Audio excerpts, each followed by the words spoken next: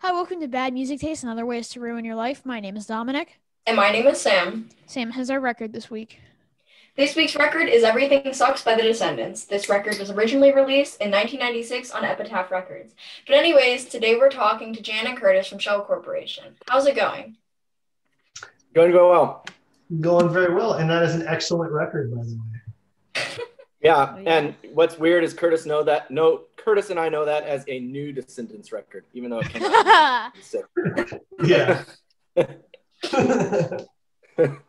So, we seem to ask every person with a new record out this question. So, how was it releasing Told You So during COVID? A giant pain in, well, okay, you guys are kids, so it's a giant pain in my tuchus, is what it was. Yeah, so basically like releasing a record not during COVID. Just kind of a big pain in the neck. Yeah. The difference this time is we never ever got in the same room together. So we did everything over the internet, and we never we all recorded our stuff at home. We still haven't seen each other this whole time. So everything was written and recorded in our rooms. And then we just sent it to a mixing engineer, and he made it sound good. And that's, so it was a lot different from normal, where we would normally get in a room together and hash stuff out. So how was it not being able to tour for the record? Awesome. No, it is a bummer. I mean, but. Yeah, we hope when things start getting back to normal, whenever that is, we should be able to, well, I hope we'll be able to at least do a couple weeks on it. Yeah, I mean, a few shorter tours to at least to get back out on the road and push it a little. Yeah, man, when can we have shows again? Really? Can we even do it this year? Are people having shows this year? I mean, they've tried stuff over in Europe, we know, and Australia, but that hasn't necessarily had the best outcome. I think their cases are rising now. So I think they were saying fall of this year, but it's still very up in the air with everything. Yeah, as soon as that. Oh, sorry. Go ahead. Well, as soon as the virus starts, as soon as they start getting that vaccine in people's arms, and just that caseload should go way down. I know that Live Nation was talking about making you have to show up to a show with the virus or a vaccine certificate. Yeah. To let you in. Yeah. But it's you think about how easy that would be to rip off the internet or something and print it out, but I don't know. Yeah, just write in crayon. Yeah. Yeah, it's just weird because with the vaccine, it seems like it was so oh my gosh, the vaccine, and then overnight they were 20 people have it now, giving it out, and it's it happened really quickly. I know even our friend's mom, who's a nurse, already has it and is in the trial period for that, with the vaccine. So good. Yeah, and that's the way it should be. Get it into people's arms. Yeah. Yeah, me and Jan have a couple friends who are much smarter than us, and they're geneticists and a lot of friends that are big time doctor people who they're just much smarter than us. And we asked them how is it okay that the vaccine went so quickly? And their response was, it went quickly because computers and technology, and they've come so far now that it's actually it's not quick. To them, it's not quick. To them, it's right on time. So. Right. Yeah. I know my mom always says through all this, she's if this had happened when I was your age, school wouldn't even be a thing. And now it's we wake up every morning and log on to calls. It's definitely new, and it's not something we necessarily would have done before. Yeah. And I thought that the vaccine, it was just going to be well, I guess it was, but I thought it was just going to be government officials, doctors, and then months before people we know start to get it. But then when our friend's mom got it, it was there's hope. Yeah.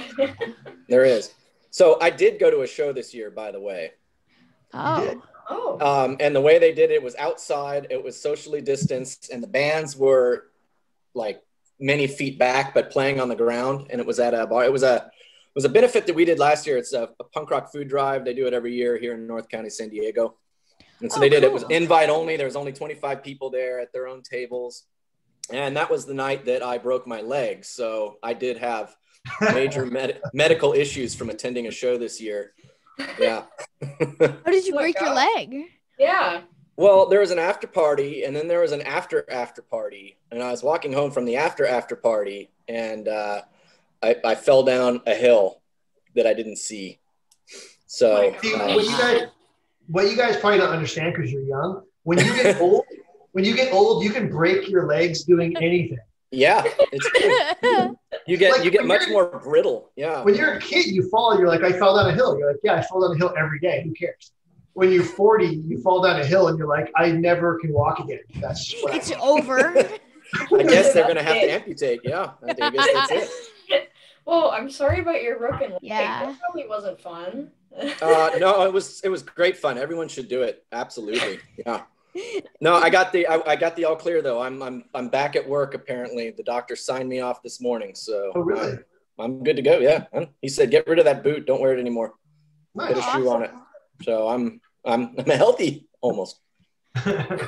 my foot is. Yeah. Yeah. So kind of switching it up a little bit, who were your biggest influences in music when growing up, since it's like a big part of your life? Yeah. You want to say it? You want to say it at the same time? Nirvana? Nirvana, yeah. Propaganda. Yeah, Propaganda. Well, it depends on the era. I mean, I guess the first guitar music I ever heard was my parents playing like the Stones and the Beatles and things like that. And then when I was in 6th grade, I believe is when I discovered Metallica. Oh yeah. And then I knew that I need to play guitar. And then right after that, Nevermind came out like right when I was getting into Metallica, and that was kind of it. And then from there, it was a pretty steady progression into, someone's older brother was like, "Oh, you like punk rock? Okay, check this out." And then it was Dead Kennedys, Black Flag, NoFX, Lagwagon, all the fat stuff, and it was just it was all downhill from there for me. Yeah, I remember being like, how old are you guys? 13. Yeah, 13. We're in 8th grade. Oh, so you're old. Yeah, I remember being maybe 8 or 9 or something, and my buddy was a little older than me, gave me a tape of Master of Puppets, and I was listening to like CNC Music Factory and like Vanilla Ice and Salt and Pepper, and that was my thing. I was into it, and with the big pants and everything. And then my friend gave me Master of Puppets, and it was like, oh, I've been doing everything wrong. Like, and it just flipped on a dime. And that day, it was like I threw away all my clothes and my albums, and I bought like metal and punk.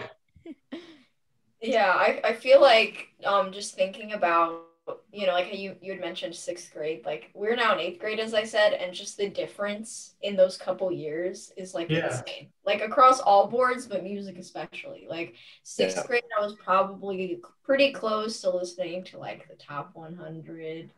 Took me a couple months to move into making my own playlists. Yeah, the difference between 6th and 8th grade is huge, because when you're in 6th grade, like I remember in my school, there was the 8th grade lawn, and you weren't allowed to walk on it because 8th graders would beat you up. And you're like, oh no, I'm going to get in a fight with 8th graders. And then you get to 8th grade and you're like, I'm not going to beat up a 6th grader. Why would I care if it's a lawn? Who gives a crap? Right.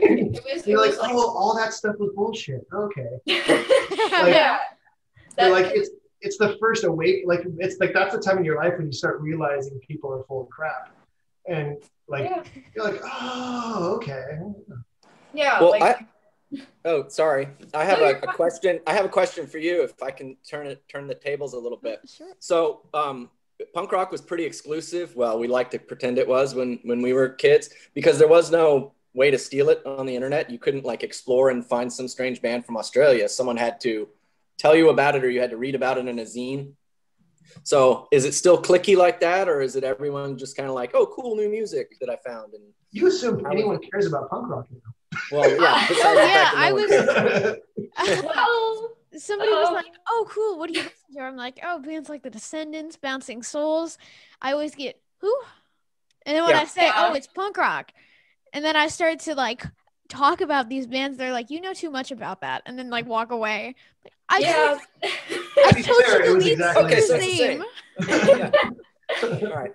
Yeah, to be fair, that's pretty much what it's like. But you guys mentioned Nirvana, and now some bands like that get very mainstream, very easy. Like, because everybody knows "Smells Like Teen Spirit," and that's it. And that's it. And you're like, what else? And they're like, what do you mean? So is there still the random kid that has like the big Crass patch on his back, and you're like, you've never actually listened to Crass because Crass is actually terrible? And like, but there's always one kid who's like 13 and has a Crass patch. Oh, like, there's always the person with the Misfits shirt, and you're like, oh, cool. What's your favorite song? And then they say that you're gatekeeping. Yeah, because you're curious. No, you're just asking a question. Oh, is that a term? I like that, gatekeeping. Yeah, that's what people say, is because it's like when we approach people like that, we're just asking because we see people who like our music. You want to have a conversation about the music. Yeah, but people take it as, oh my gosh, just let me wear the shirt. Like, yeah. You're gatekeeping. Gatekeeping. All right, well, if they say that, you can just call them a poser then. I think you get permission at that point. Yeah. Yeah, it's like, whoa. And the few times they do respond, it's always, what's a misfit? It's an old Christmas movie. Yeah. And there's a land of misfit toys. Got this at Hot Topic. It's a cool skull. Always. Is Hot Topic still a thing? Is that still a store? Yeah. Oh wow. Good for them. I have some things I buy from there, but I at least know the band on the shirt. Yeah. You know, like it's kind of scary when the person walks in and they're like, "Well, I thought Hot Topic is such a mall thing, and malls aren't really a thing anymore. So I'm kind of surprised to hear that Hot Topic is still a thing." Yeah, I think malls are still a thing, and I think we just don't go to malls. That's true. But I think other people still go to malls. Yeah, I mean, I think I haven't in at least 6 months because too many people in an enclosed space for me. Yeah, totally. But the Hot Topic I know at our mall, that's closest to us, is 5 by 5. It's literally shoulder to shoulder, bumping past people, trying to look at things. So it's it's not always convenient. Right. Yeah, so they're going off of the online store stuff. Yeah. Yeah. So, just out of curiosity, how did you guys originally just get into playing music?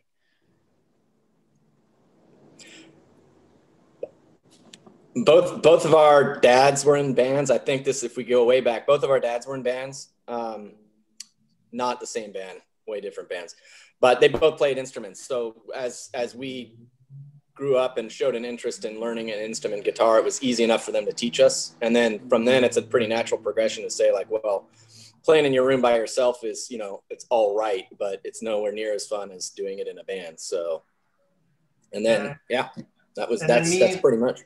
Me and Jan both took lessons at a place called Instrumental Music in Thousand Oaks. And we were the only two kids they had who could play jazz and punk rock. So we both would get paired together, right? That's how we started playing together. We met in 2nd grade, right? Something like that, 2nd or 3rd grade, yeah. Yeah, but we didn't start playing guitar together until Instrumental, right? And they put us together with idols. And I think we played a couple Coltrane songs and a couple a Stevie Ray Vaughan song, maybe? Yeah, something like that. I don't remember. Something like that. But yeah, then it was, of course, everyone wanted to be in a band back then. I mean, you were in a guitar band. That's what you did, or a ska band. I mean, yeah, ska band. There's nothing wrong with that. Oh yeah, the last show I went to was a ska band, and if I could choose the last show I've been to, it wouldn't be a ska show, but it was a ska show. Yeah, that's never going to change. Yeah. Well, most of the kids in our area were trying to be Rage Against the Machine, and or Faith No More or something, and a lot of them made a lot of money at it. We didn't. Yeah. But a lot of our friends who played guitar with us growing up made a lot of money. For whatever reason, we came from an area that just spawned a ton of bands that went on to be successful. It's weird. Not us. No, we had to get actual jobs, but yeah. Yeah, but other people. But yeah. Yeah, I mean, I think like you had mentioned, playing music with people is definitely more fun. But so you guys said you did guitar lesson together. Did you play any other instruments, or was it just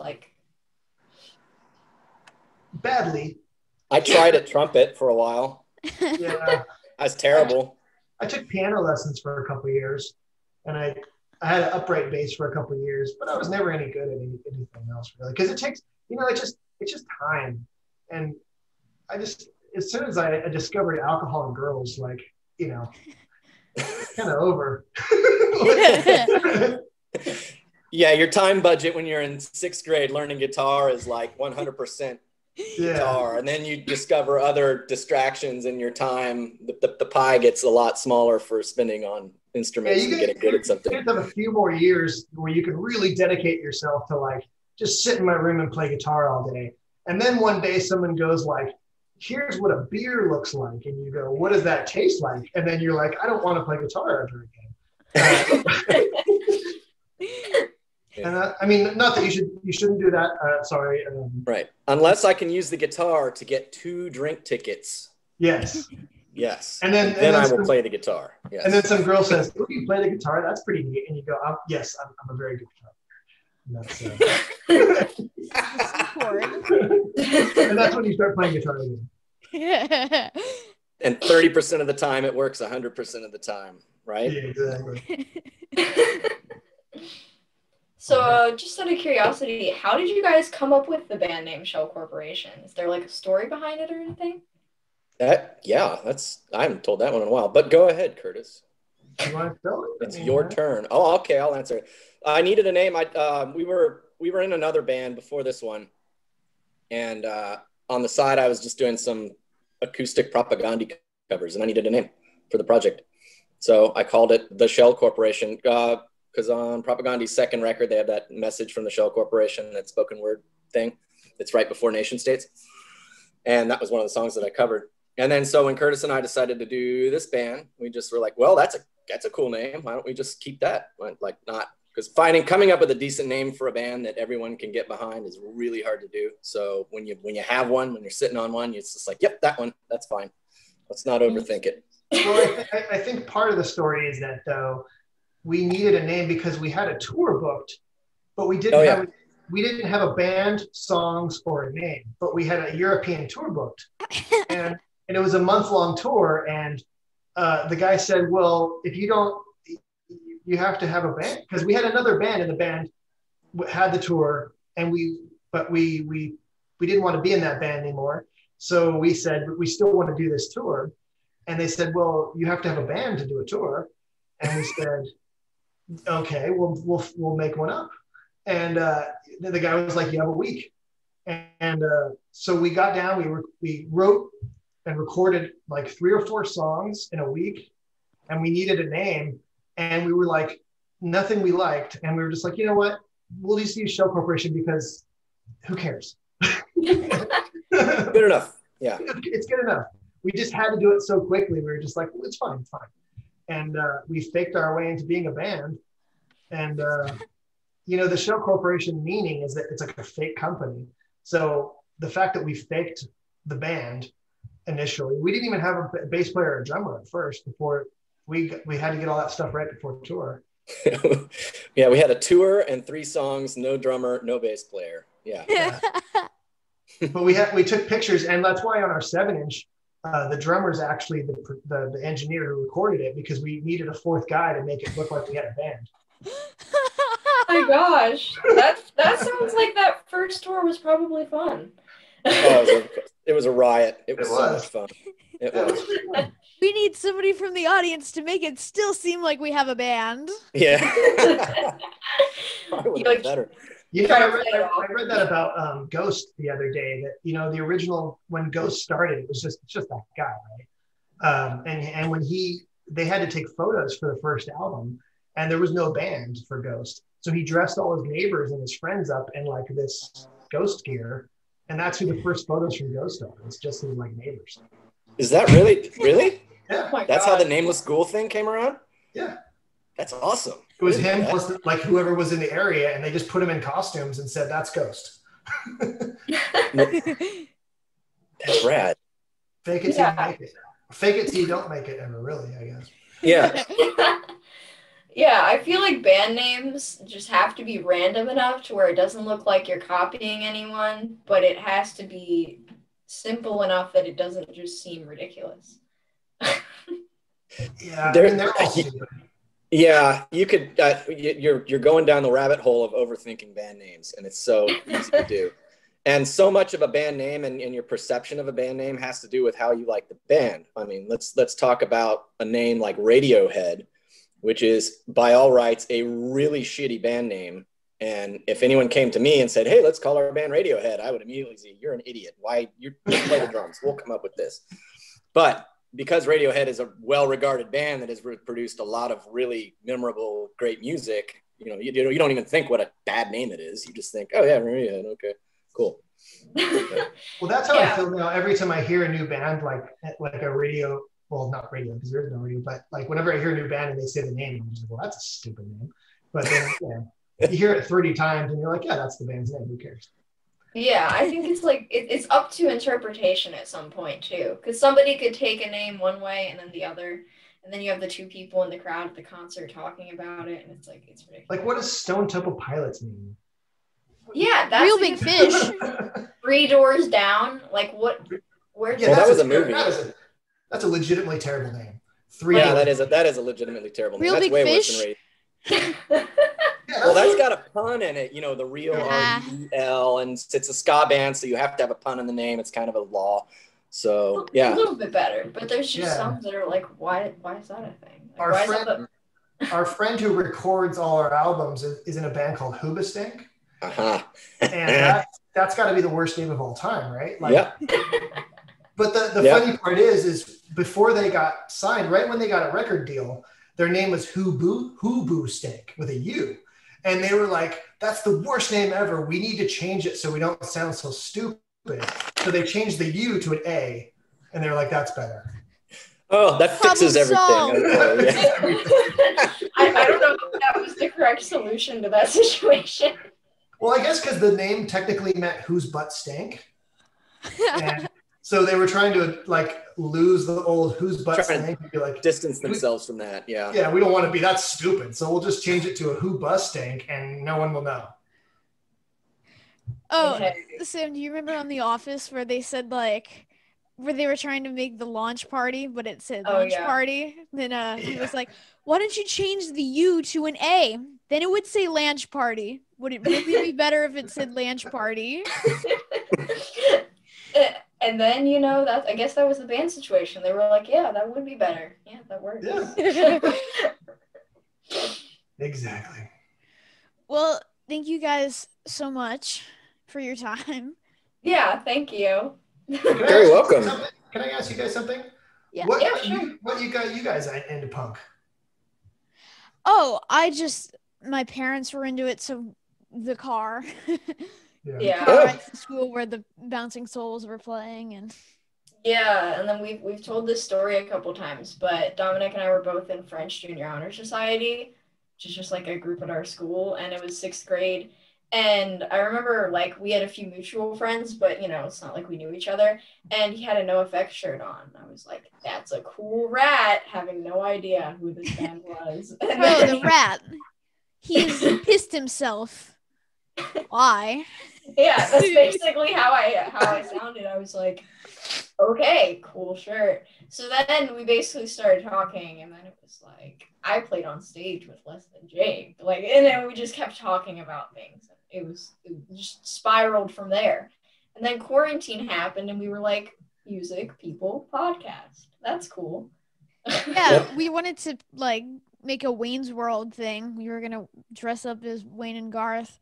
And we were going to have our friend on, and we forgot to dress up as Wayne and Garth, and we were like, We were like, well, that's just... Now you got to run with it. Yep. The fact that you kids know all these references and all this old stuff makes me either super hopeful or think you guys are super weird. I'm not sure. A little bit of both. I say that's fair. Weird isn't bad nowadays, Of course, I liked the Beatles and Led Zeppelin when I was your age too. So I guess that would be the equivalent, right? Yeah. I know. Oof. That stings a little. It does. Well, I mean, if it makes you feel any better, it's probably make you feel worse. My dad's favorite band was the Beatles, and my mom's favorite band was Led Zeppelin. So there you go. Checks out. Yeah. No something. Yeah. Well, cool. Yeah. Thank you guys so much. Yeah, Thank you. Absolutely. Yeah. Oh, and that's by the way, that's Sean and that's Jake. That's the bass player and that's the drummer. They couldn't be here with us. They're hiking in the Andes. So I was sitting here thinking, I was like, why is there mountains? Okay, that's cool. That's why they couldn't like be here. they're here. Yeah.